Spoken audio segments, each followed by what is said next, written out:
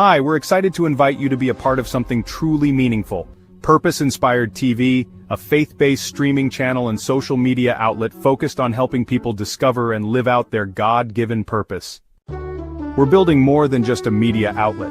We're creating a like-minded community of content creators, coaches, teachers, business owners, faith leaders, and everyday people who are passionate about making a real impact, locally, nationally, and even globally. Our mission is simple but powerful. Help people in every area of life. Uplift and inspire through positive, purpose-driven, collaborate on real-world projects where there's need. Whether you create, teach, coach, or simply have a heart to serve, there's a place for you here. We believe that if you're human, you're worth helping, and together, we can reach and impact more lives than ever before. We can change lives and grow together. Our numbers are small, just like all the other platforms when they started. But as we grow, we will help you grow as a family. We will work together and pull each other up. If this sounds like something you're called to be a part of, we'd love to connect with you. We can participate on each other's shows. We can partner with each other on a cause. You can get a time slot on the channel. You can be a sponsor on the channel. Let's work together with and for a purpose. Don't just watch history, let's make it. Get inspired, Purpose-Inspired TV.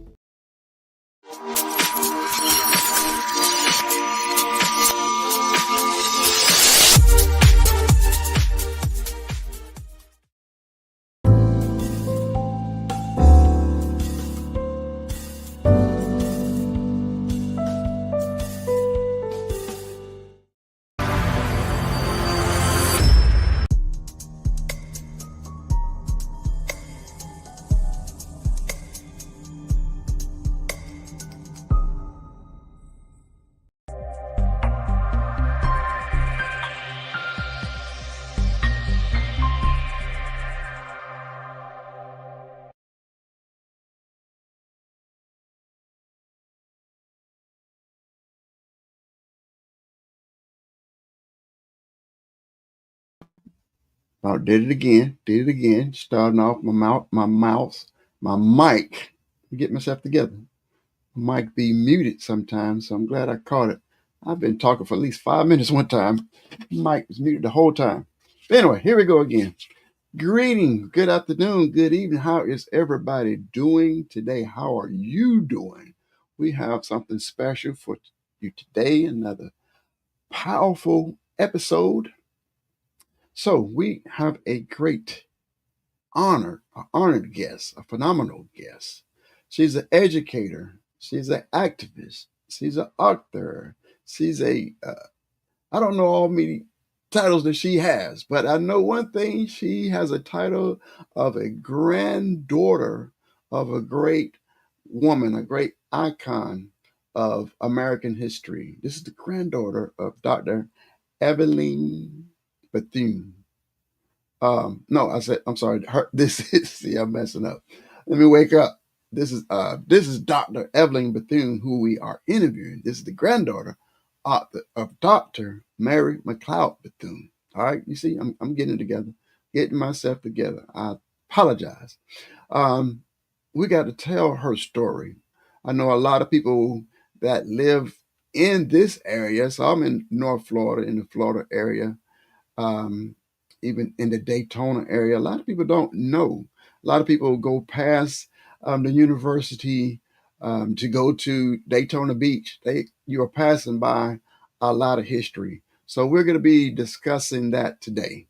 Okay, so without further ado, we got to talk about this celebration that's going on this weekend. Welcome. How in the world are you today, Dr. Bethune?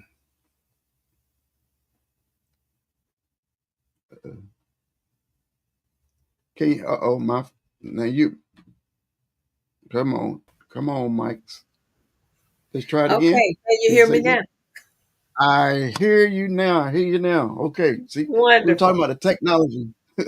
Sometimes you got to wrestle the technology a little bit. Absolutely. And be determined that it will not beat you down. See, well, I will tell you, we came into Daytona on yesterday. Yeah, we came into Daytona on yesterday to celebrate the anniversary of my grandmother's 150th birthday. 100 And University, Bethune-Cookman University is doing a number of things. Yes, that's a poster that we made. We also have it on a T-shirt, as they say, because the slogan is $1.50, faith in God, five little girls, and faith. And she started the school. Well, the truth is, it was $1.50, faith in God, five little girls, and one little boy, because her son Albert was with her from the beginning, as well as her husband Albertus, my grandfather, and hmm so she wasn't alone, but it was a yeoman's task. My grandmother was operating when women couldn't vote, and women could not make financial decisions without the approval of a man, be Okay. that black or white women.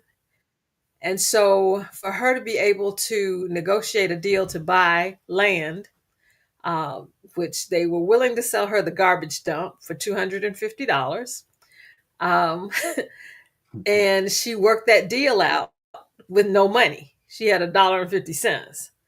And so that tells you that she was an incredible strategist.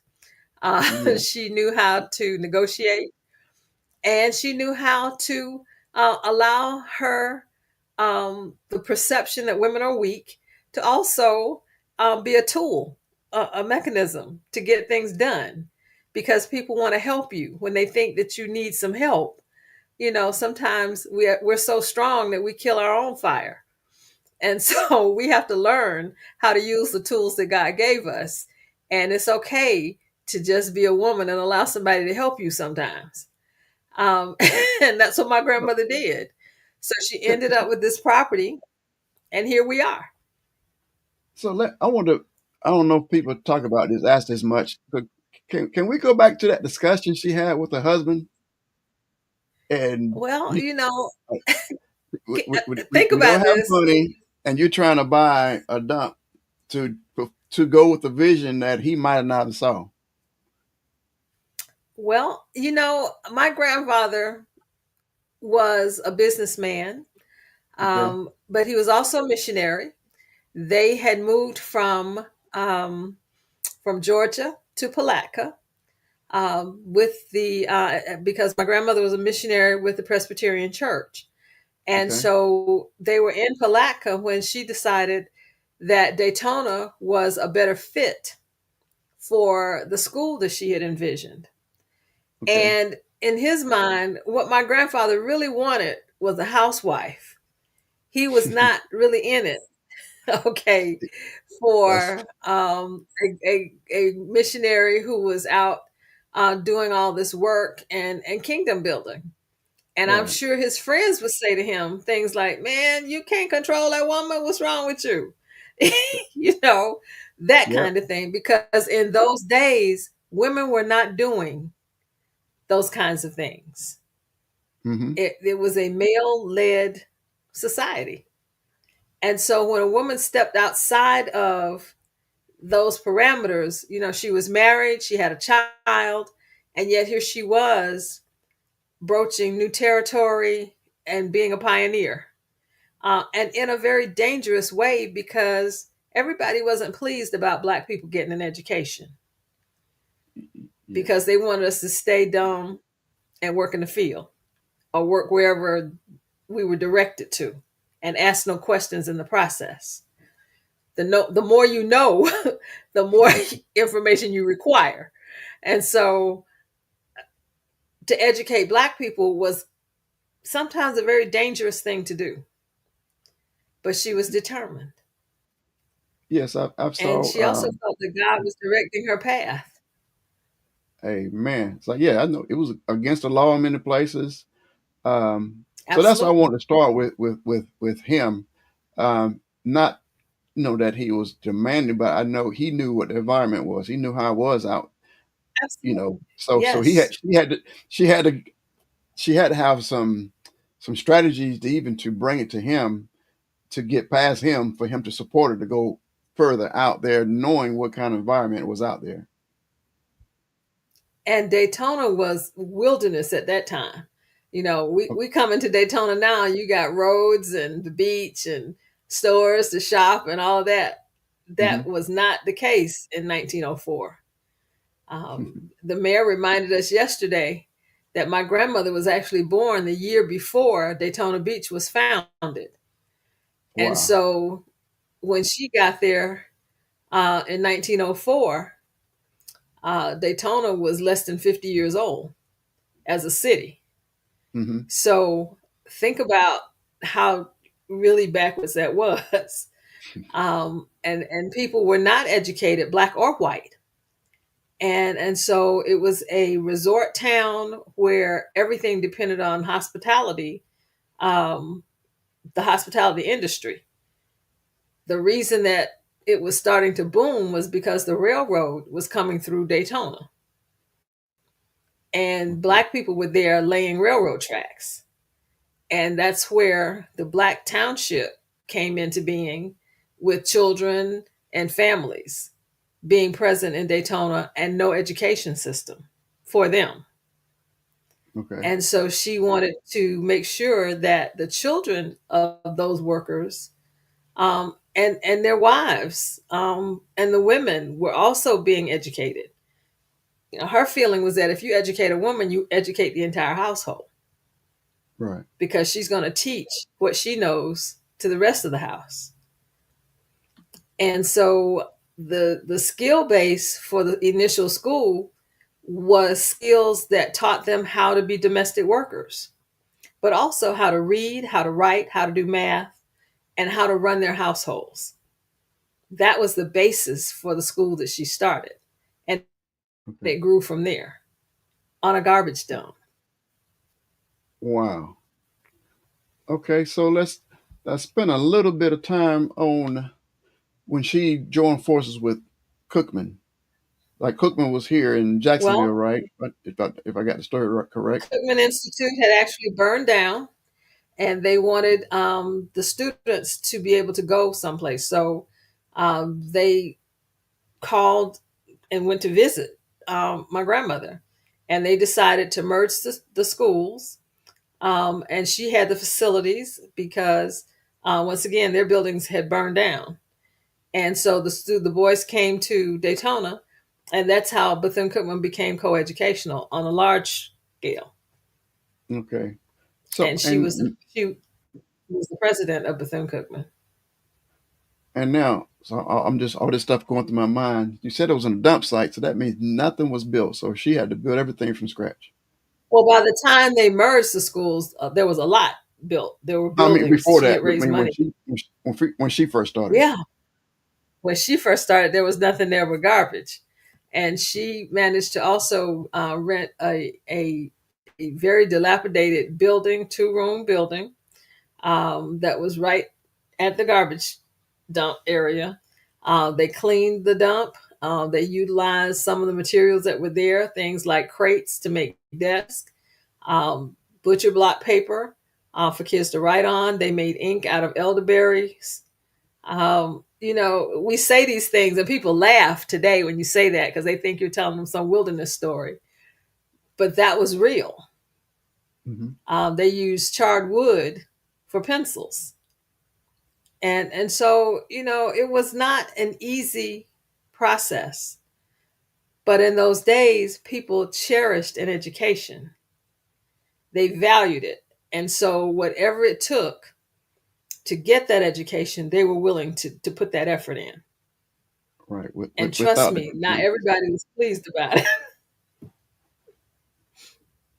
Without the complaints, different attitude.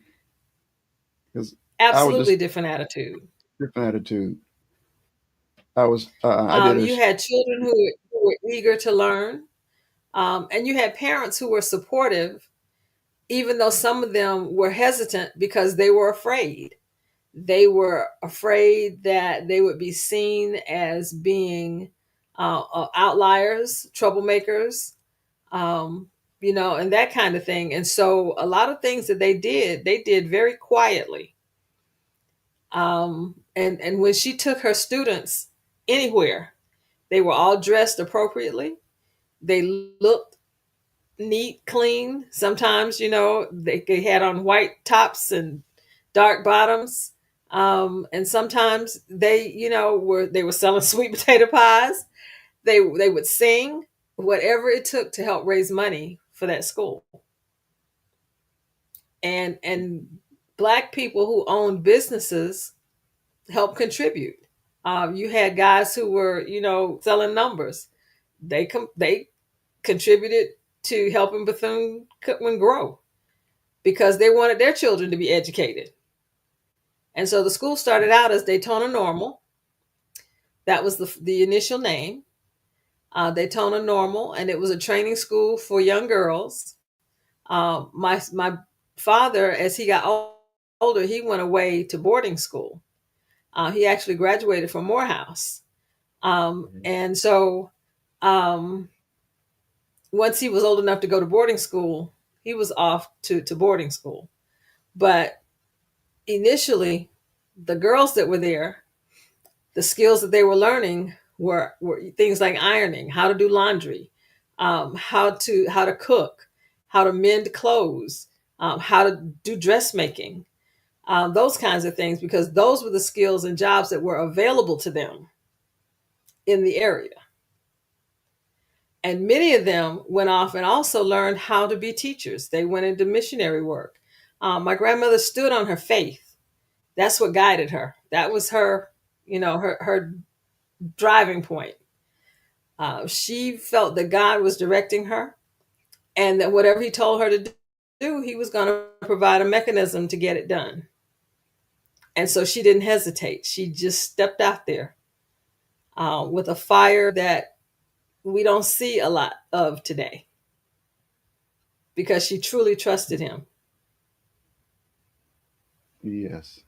That so yeah, that is a story of faith, of following his steps. I wanted this Bible verse that just And came He to my brought her mind. resources. Yeah, that's providing, making a way out of no way. That's straight up. And you can't, with nothing to see, but Absolutely. your vision, the A vision garbage is her. dump, okay, that is now Bethune Cookman is the second largest landholder in Volusia County. Okay, 750 acres. Woo. That's a lot of property, and property not just where the school is, but across the city. Mhm. Um, it is an income producer for the city of Daytona Beach. Always has been. Many resources that helped Daytona become a city were brought there by Mary McLoud Bethune because of her relationships that she built. She met people because people came to Daytona and to Ormond Beach for their vacations. She got the opportunity to meet people like Mr. White, who owned White Sewing Machine Company, who she Mhm. convinced to be on the board of directors, even before there was a school. She convinced him that her college already existed because she knew how to paint the picture. It was her dream, her vision, and she could see it. And she made him see it. And so he immediately wrote her a check for $1,000. And then he sent more money on a regular basis. And she had many benefactors like that because she believed in what she was doing. And she was able to tell her story in a way that convinced others. And she didn't do it yelling and screaming. She didn't do it trying to burn down the building. She did it quietly. She did it with dignity. And she did not accept people being disrespectful to her. Her demeanor said, "You will respect me. You may not like me, but you're going to respect me."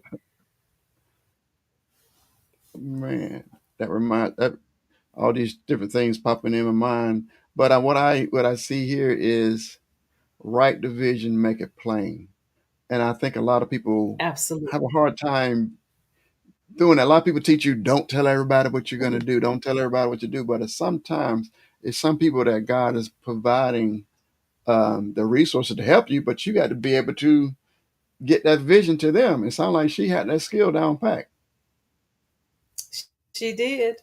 Well, we've been taught, first of all, we've been taught to not trust each other. That's the first Hmm. thing. And we say we love God, we say we believe the word of God, yet we hesitate. You know, scripture tells us that whatever is for us, and nobody can take it. If God has a blessing for you, it's your blessing. Right. And so when you operate in that realm, you're following God's instructions, not your own hesitations and your own limitations. As humans, we don't have the capacity to get up in the morning and take a breath unless God says so. Yet we think we can go out here and rule the world on our own. That's not the Hmm. way we were created. You know, I'm a Christian. I believe in Jesus Christ. And I don't hesitate to tell people that's what my faith is. And you can have all the other, you can say, you know, the white Jesus, whatever. Jesus is Jesus. For me, he's a black man with locks. For somebody else, he might look like something else. That's not my call. Hmm. You know, I used to spend time frustrated and worried and crazy about stuff that I knew I could not change. And one day God said to me, your name is not Savior. Okay? That's not what I called you for. Right. And I learned to operate in my purpose, not in the purpose of every frustration that comes before me. Hmm. If we're going to do what we say and trust God and believe Him, then we have to learn to truly give our burdens over to Him. That's what His instruction is. And when He tells Amen. us to do something, do it. The resources will show up. And I have found that to be true on numerous occasions. My grandmother is living proof. Okay, Yes. she came out of the cotton fields. My great grandparents were enslaved in this country. Yet my grandmother's statue is in Statuary Hall in Washington, D.C., based on her accomplishments, not the goodwill of somebody else, but because of the things that she did. Nobody has been able to do on multi levels the kinds of things that Mary McLeod Bethune did during her time period. Nobody. I tell them, Yeah. name one person that was in so many different places, doing so many different things at the same time and accomplishing what she accomplished during that time period. Name one person. There is nobody. Mm-mm. Little black woman from Maysville, South Carolina. Maysville today has about 350 people. Still an agricultural town. That's where my grandmother came from. Her mission was to help us understand if she can do it, anybody can, but you have to trust God. You have to Yeah. have faith in something greater than yourself. I think that's what the last time you and I talked, the last time I interviewed you, it was right before they revealed her statue there. Yeah. I still, I'm gonna get up there. I'm gonna see it. Okay. But th- I'm gonna get to the one in Daytona. But something that you were just talking about, um, I see a lot of different races. The families work together to help build different things, but we Mhm. are kind of taught you got to do it by yourself. You got to be Michael Jordan by yourself. You got to be LeBron. You got to be Tiger Woods. You got to do all this stuff by yourself. But then you look at other people, they come together and work and help multiple people in the family They build. have a different story. Their story is different. And they did not, their journey has not been the same. Hmm. When we think about the journey of other people, the Irish, the Jewish people went through their own wilderness experience. You know, it took them 40 years to go down the road Hmm. because they had to learn some things. They had to learn to trust God. It took them another 400 years to get out of bondage. You know, that kind of thing, because people are hard headed. So they went through their trials and tribulations as well, not trusting each other, not trusting God, not working together until they learned. Our journey was that we were snatched out of our homes. We came to a place where we were foreigners, still are, don't know where we came from, most of us. have no clue. We know off the continent of Africa. We don't know what country, we don't know what region, unless we've done the research, done the blood tests, the DNAs, the African ancestry, to track back to who we are. Mm-hmm. We're the only people that have that story. So we were brought over here speaking different languages from different cultures, from different tribes, different mores, and now expected to work together. It doesn't work like that. We got different flavors. Sometimes we don't even know why we like a certain thing a certain way, because we don't know the culture that we came out of, Right. where we originated. We might know the name of the plantation because that's our last name, but that's not where we originated. You know, my grandmother's last name was McLoud because the plantation that my great grandparents were on was the McLoud plantation. Not because my great grandfather's last name was McLoud, but because slaves took on the name of the plantation that they were owned by. Right. So when we start to talk about generations, where we come from, we get lost after 2 or 3 generations back, because we don't know what ship we came in on. Many of us don't know the port that we landed in, and definitely don't know the country that we came out of, or the Mm-hmm. language that we spoke when we were there. All of that's on our DNA. And a lot of it, the trauma of being displaced, is in our spirit. That's like PTSD. You Still don't in just us. wake up one day and get over that. It's generational. It gets brought forward until it's healed. It doesn't get healed until you get the questions answered. Mm-hmm. We're easy to not like being called Black. We don't want nobody to tell us we're African. We become offended if you say your African self. Well, why am I offended because you call me African? Because we were taught that Africa is a backwards nation with ignorant people. We were brainwashed. We were taught that there's nothing of value in Africa, when in truth, everything of value is in Africa. Every precious jewel, every mineral. But why do you think the conqueror wants Africa? Okay, the colonizers didn't go there just because there was nothing there. They went because Mm-hmm. everything was there. And they didn't steal people who were incapable of doing stuff. They stole the best and the brightest. They took artisans. They took people who were gifted. And we came here and built a nation. That energy would have been spent building Africa had we been left alone. Right. We Right. didn't learn that when we got here. We brought it with us. And because we don't know our history, we don't know who we are, we have allowed people to make us feel inferior. And so we're always trying to be like them. We want to give up the very best things that we have, the very essence of who we are, to assimilate into a culture that needs us like they need fresh air.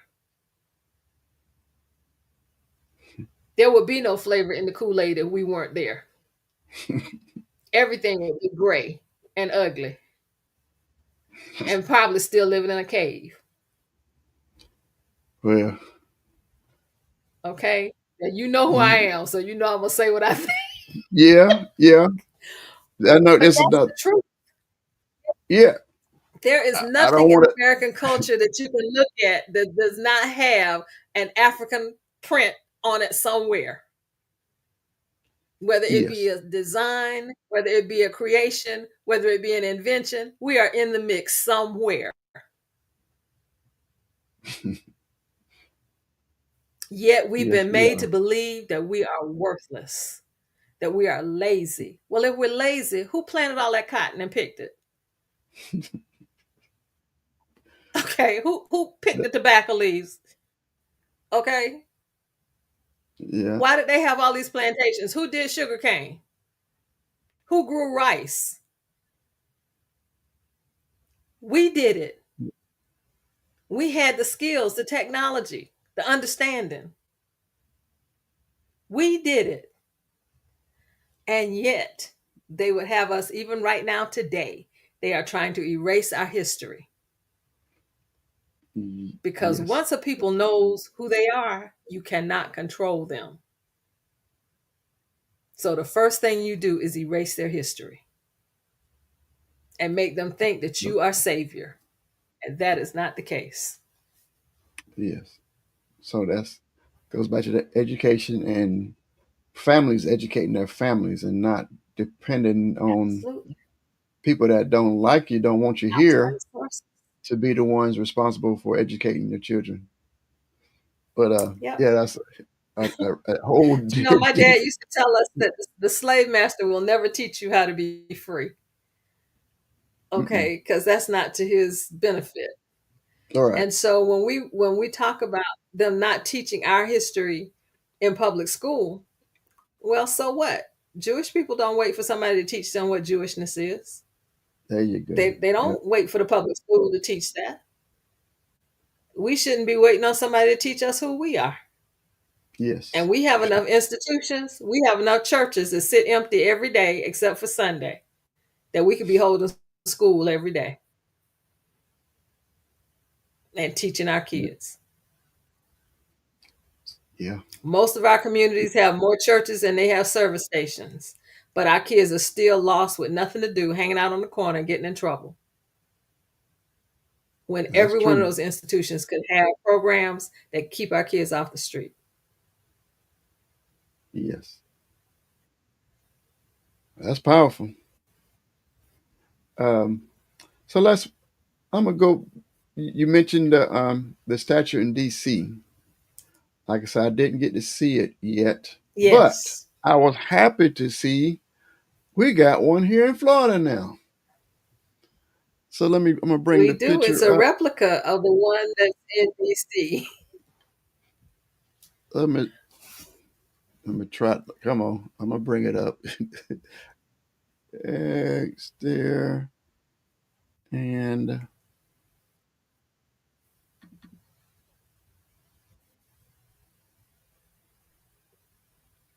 there we go. There And she is. yeah. Now, the So statue that's in DC and is white marble, say that again. I'm and sorry, you broke up a little the bit. statue that is in statue. This is a bronze replica with a Okay. black rose in her hand. The statue, and this was the first statue that was made to be like a model for the next Okay. statue. The the statue that's in DC is made out of marble from Okay. the Michelangelo quarry. It was the last large piece of marble taken from that quarry in Okay. Italy. And it was carved in Italy and then brought over to this country. The artist who did it um, actually lives in Miami. She has Cuban heritage and studied a great deal about my grandmother before doing the statue. She actually used my cousin Maisie to do the face because cousin Maisie and my grandmother looked like twins when you would see them. And so she made the Okay. cast from cousin Maisie's face. Yes.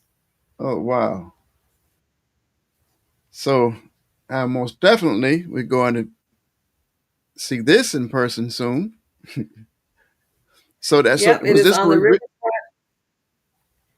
on the It's riverfront? on the riverfront in Daytona it's where Beach Street and Dr. Mary McLeod Bethune Boulevard intersect.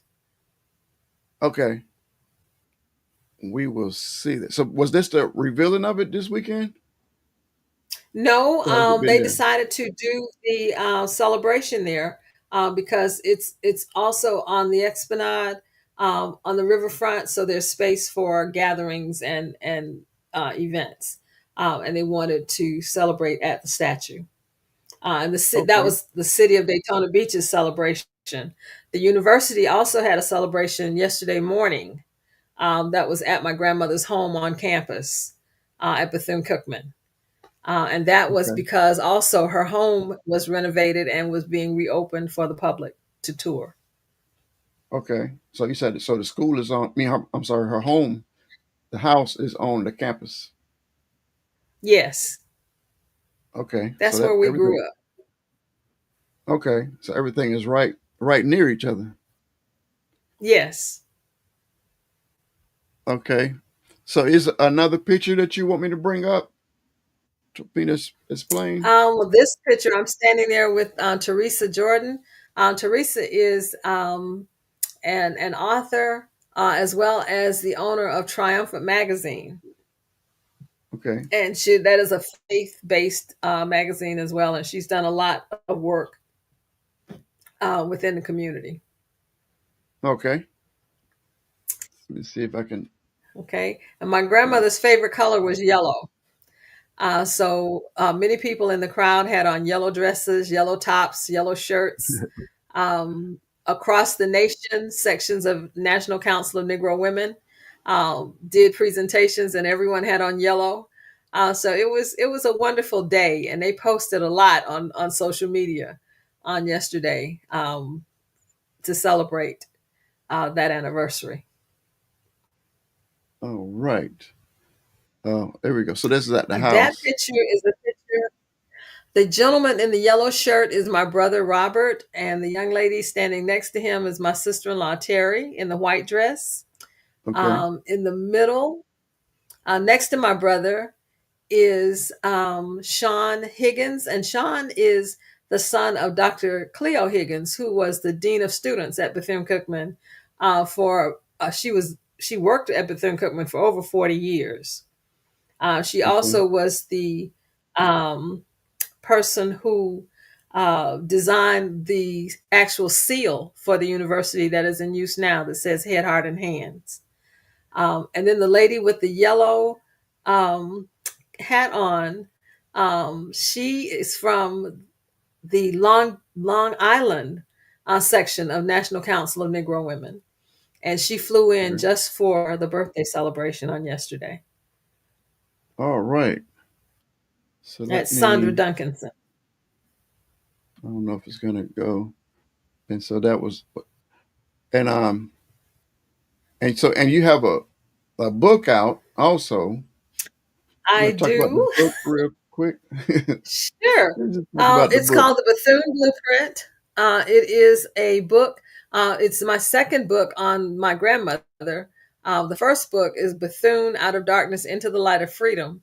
And that book is about growing up as her grandchildren and aspects of her life that my dad used to talk about a lot as we talked about her life and her history. This current book, The Bethune Blueprint, Transform Your Life Using the Lessons of Dr. Mary McLeod Bethune. Also has a workbook that accompanies it, and it is put together so that we understand her strategy and are able to utilize it in today's world. If my grandmother had had technology, she would have totally been unstoppable. Okay. Is Yeah. I imagine what she was able to do without the level of technology that we have today, and without a car. I mean, she didn't have a cell phone, but they got things done. Um, and so that book talks about how to utilize her strategies in today's world because they're Whew. still very relevant. Yes. That's actually I am in a way reinventing myself.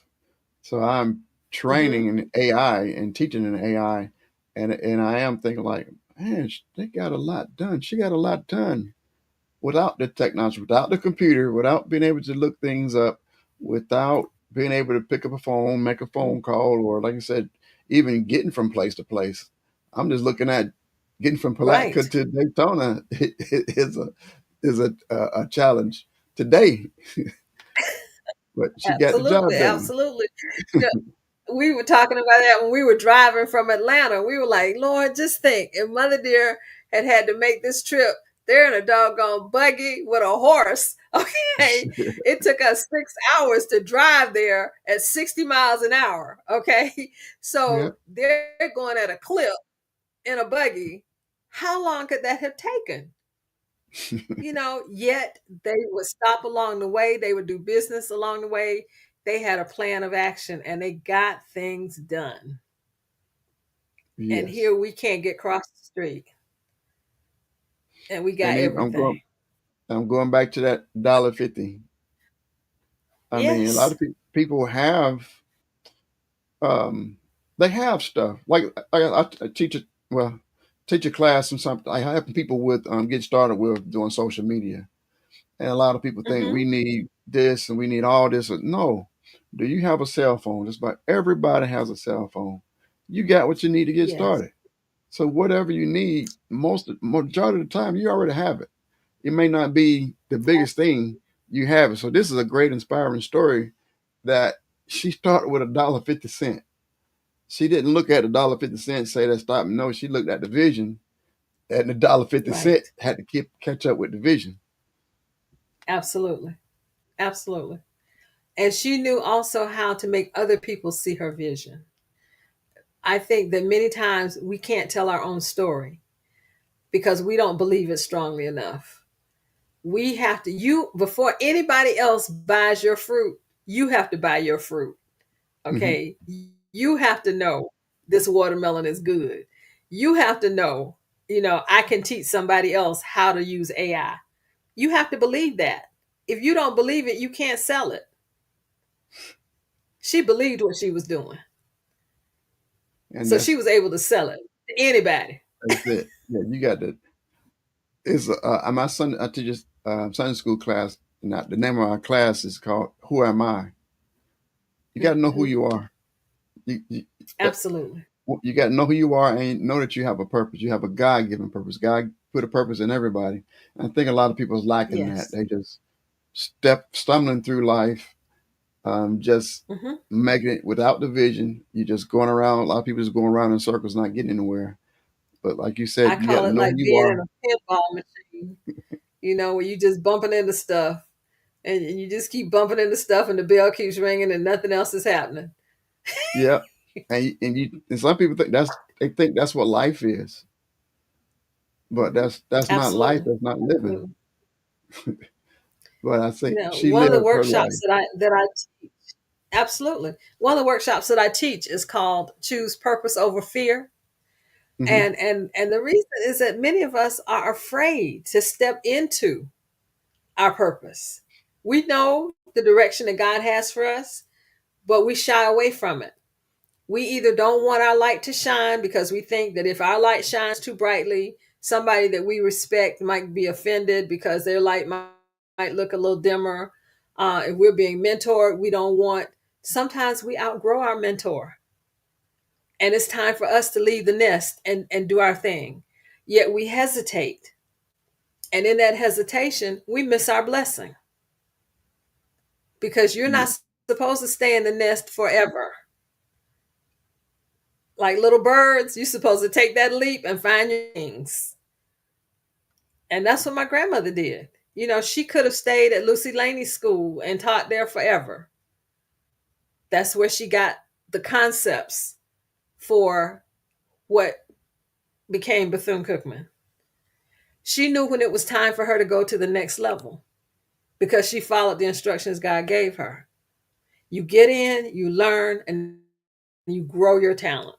You don't put it under a rock and then come back to see if it's safe and yeah, sound. You have to grow it. You have to multiply it. And so yeah. that's what she did.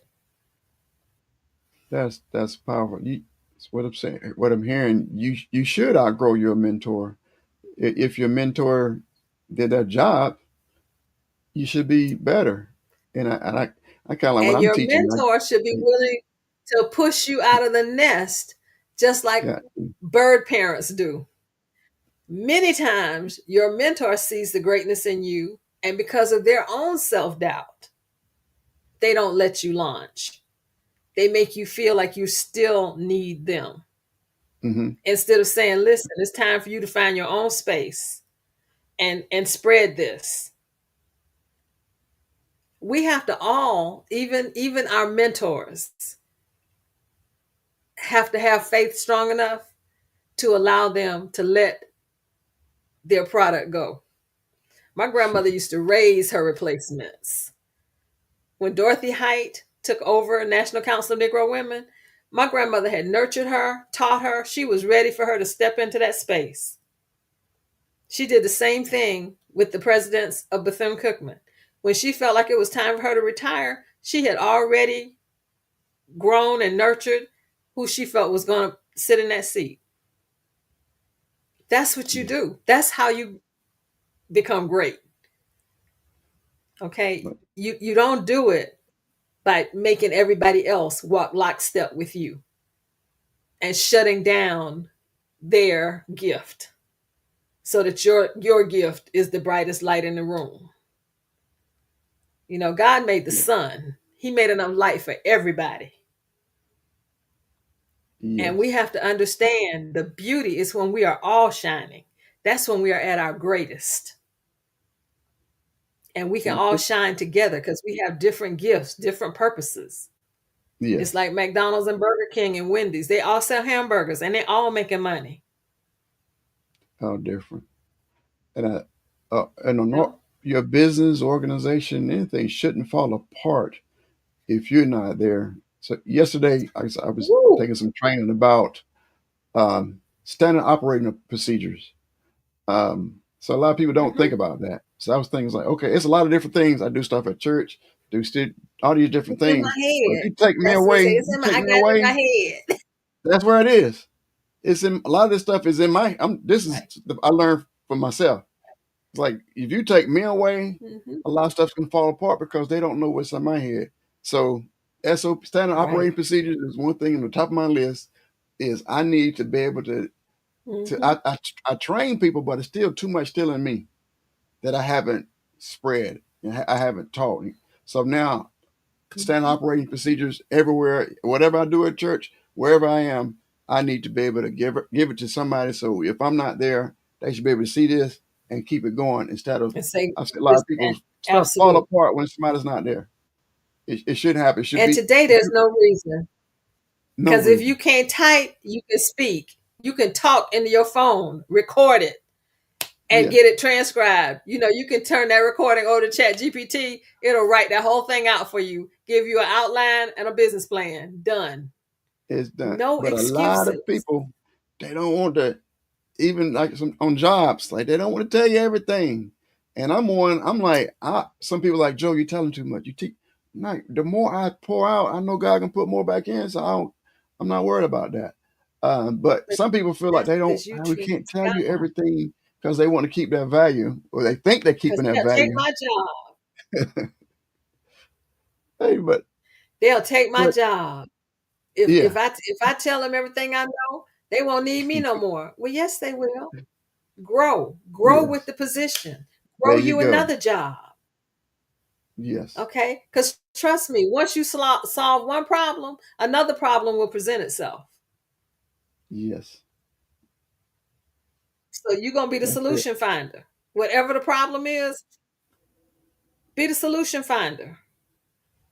That, But that is don't be absolutely, so hold that information so tight that nothing gets out, and that way you can't grow either yes. because you're And so scared. I believe that mentality is strong. We got to hold on. At least I got to hold on to something. I can't let it all out. I can't teach everything that I know. I'm mentoring somebody. I can't have them to be better than me or smarter than me, no more than me. It's like, The prayer should no, be that they will always it's, be better than it's you. supposed to be better. You did your job You if they're should better. always, yes. You know, when we were growing up, they always taught us leave it better than you found it. Always make it better for somebody else.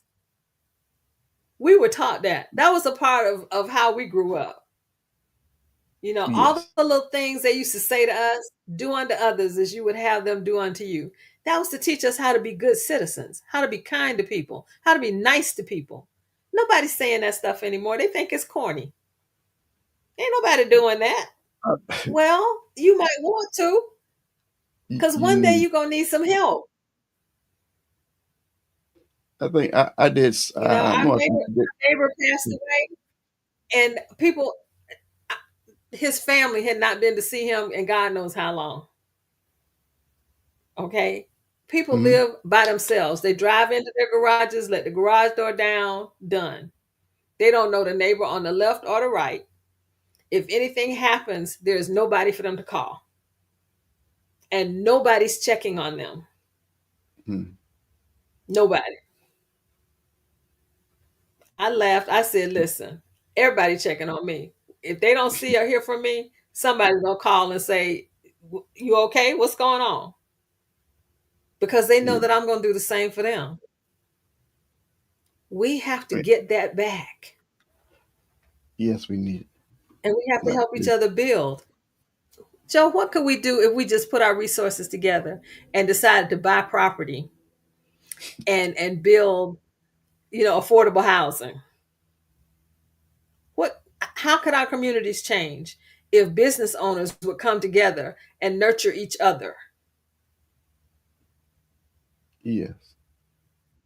Everything we need, we We have could already. change everything.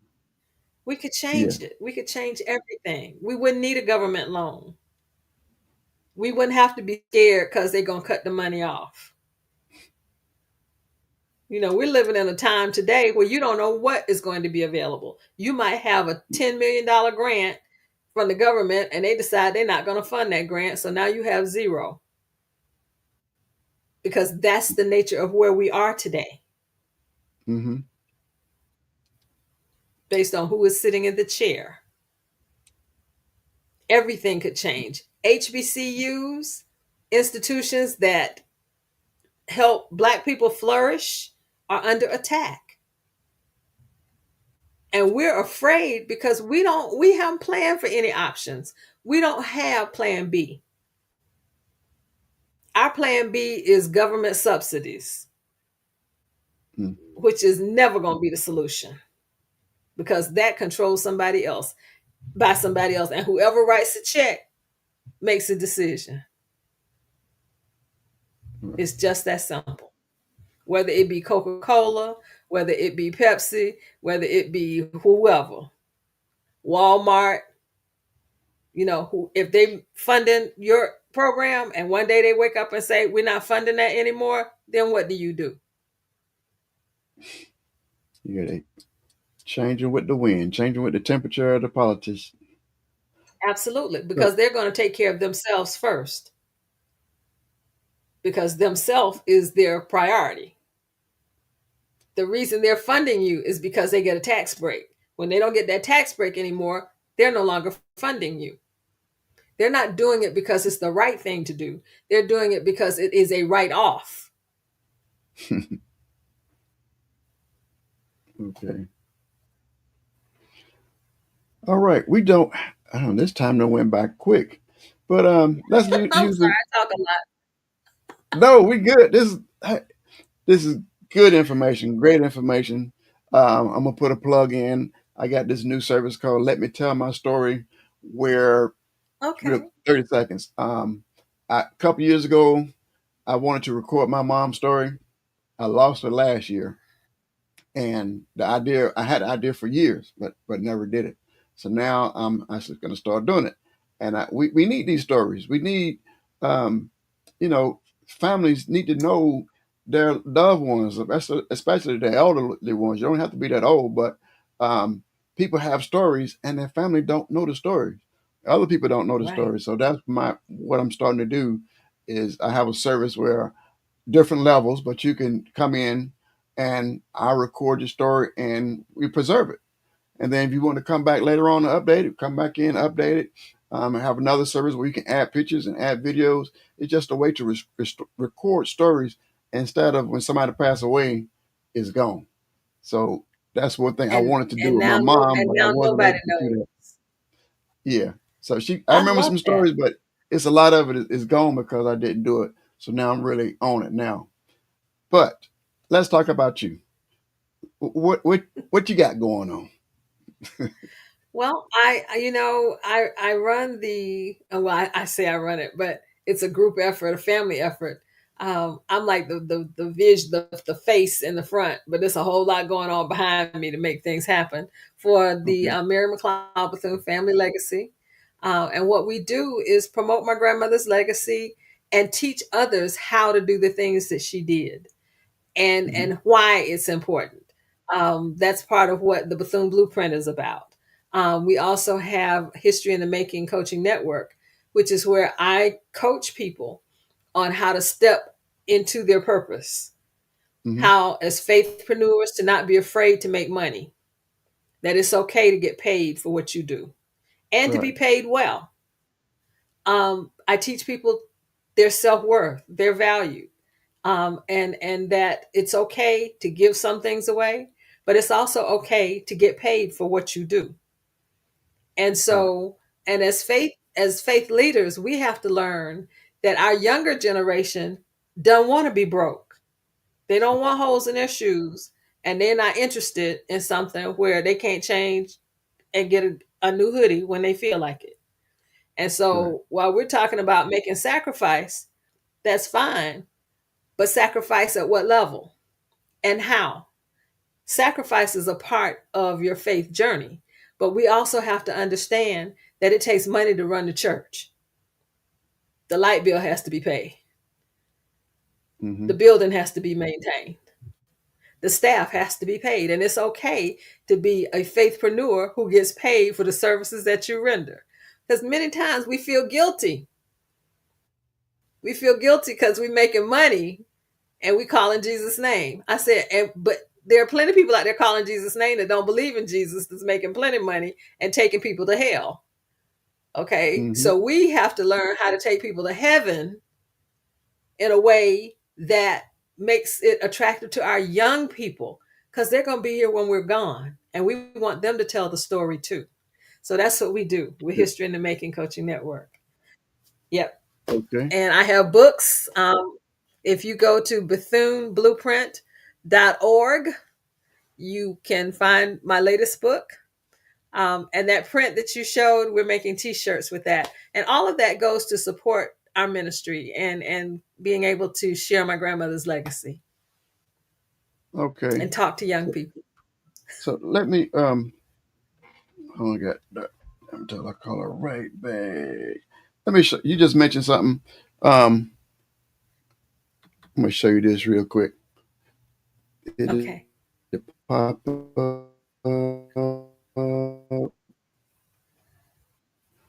um, why did it go over there? You just said something, and I'm designing this T-shirt. Okay. I had one design, and I just asked AI to make this for me. They did it wrong. It doesn't supposed to be over. It's purpose before Mm-hmm. pleasure, and I got the bingo before. Okay. See, the reason why I came up with this, it's a lot of young people. They want the pleasure and don't want to put in the work. They Right. Because try, they live in they a spend them. nanosecond world. They want Everything to is spend, microwavable. and they want to shop. They want to see the whole world and haven't put any time in, Hmm. haven't saved anything. So that's where that idea come from. Like what you're saying, I they love don't that, know but you are anything about absolutely correct. sacrificing. Yes. It's sacrifice, Nope. save, wait until I have enough money to. Say what? And So they say things like, I might not be here tomorrow. But why is that? Is it because you hanging out in the wrong place? You got the wrong circle around you? Okay. The people yeah, around you, are they gonna buy your product? Are they gonna just talk about it? yeah, You know, we have we have to teach them, and we can't shy away from it. We can't be afraid of them. We have to learn how to talk to young people in a way that engages them. When I talk to them about my grandma, I got to meet with a group of 90 kids next week. When I talk to them, I lead with the fact that I was the first African American woman to have a race car in the jalapeno race at NASCAR. And they say, what? A race car, NASCAR. That gets their attention. Then I show them the picture of me with the race car and everything, sitting in NASCAR, all of that. And then I show them my grandmother. And I show them her statue. I said, and this black woman right here came out of a cotton field. And I tell them that my great grandparents were enslaved in this country. What gets their attention is the fact that I'm talking about my great grandparents being enslaved, and I'm still alive to talk about it because they think of slavery as being 5,000 years ago. Yes. Not touchable, not reachable. And so to help them connect how recent it really was, and also tell them about how we have built certain things only to have it destroyed so that they stop thinking that we've never accomplished anything. Black Wall Street was real. Mm-hmm. And we had Black Wall Streets all over the country that were destroyed because white folks were jealous and angry that we had been able to do it without them. A jealous heart is dangerous, and ignorance is the worst disease ever. Ignorance is worse than COVID. I put that on a t-shirt. You got to. And that's what seems like that the government is trying to keep everybody ignorant. It is crazy. So because that makes you controllable. If you don't know, I can control you because I can tell you anything. And you'll eat it like soup. Yep. We got to go. Just something else. You keep on saying stuff and jarring my memory. You know, a lot of this, there's a lot of history. We call it Black history, but it's still American history. The way absolutely a lot of people make it, they make us feel like it's a long time ago. It's because they use black and white pictures. A lot of this stuff is in color, but they put it in black and white. So we think it's a long time ago. If they switch a lot of these pictures over back to color, and again, we have AI that we could do that, but some of those pictures are in color. I was going to say, you can colorize anything. Yes, now we can put it in, but a lot of these pictures, they say, oh, that was in black and white. So a long time ago, it was in black and white. It was long. No, a lot of this stuff, it was color. We had color. We had color cameras, but they put it in black and white to program us to make us think. It's long time ago. A lot of this stuff is recent history. And that is not relevant. Yes. They tell us our history is not relevant, yet they stand on theirs. And so we have to start looking at it. Right. Okay, so our history is not relevant, but you'll wave the doggone Dixiecrat flag talking about the South will rise again. Yeah. Y'all lost the war. So why is the flag even relevant to anything? Okay? That's my position. You don't let Germany come over here and wave no flag talking about German nothing. Period. They lost the war. They only get to wave the flag in Germany. Okay? Confederacy lost. I think I did a live on it one time. If I'm not, I know I'm forgetting this. I think we're the only country that the side that lost was the side they allowed to put statues up throughout the whole country. And name streets and schools after them. Yes. And then they talk about its history, but those statues didn't go up until 50 years after the war. So it's not really that. So that's, when they were going through the battle of taking all these statues down. The war was over for 50 years, and now you decide to put these statues up, not to show history, but used to intimidate the people. Thank you. And where did they put most of them? Into the Black communities. If you look at where those schools are, if you look at where those streets are named, it's in our communities that they did that. And it was because they were trying to show us that we had no power. They could do whatever they wanted to do, and we were still slaves. No matter what we might think, they still had control. Yeah. We need to talk again. And that's where we are. We will talk again soon, I promise. Okay. Thank you. Hold on a second. Thank you as always. All right. Thank you for joining me. Okay. All right, everybody. I know y'all. I know you got some information out of this. I need you to go check out her information. For some of y'all, I see I've been watching people pop in and pop out. So see people been watching the show, but those who missed it, go back to the beginning, watch it again. We are gonna be. I'm gonna invite her again. I believe I might even be on her show. So look out some more for Miss Dr. Evelyn Bethune, Bethune-Cookman University. Get out there and check out that statue and join in the celebrations. All right. Until next time, Lil Joe out.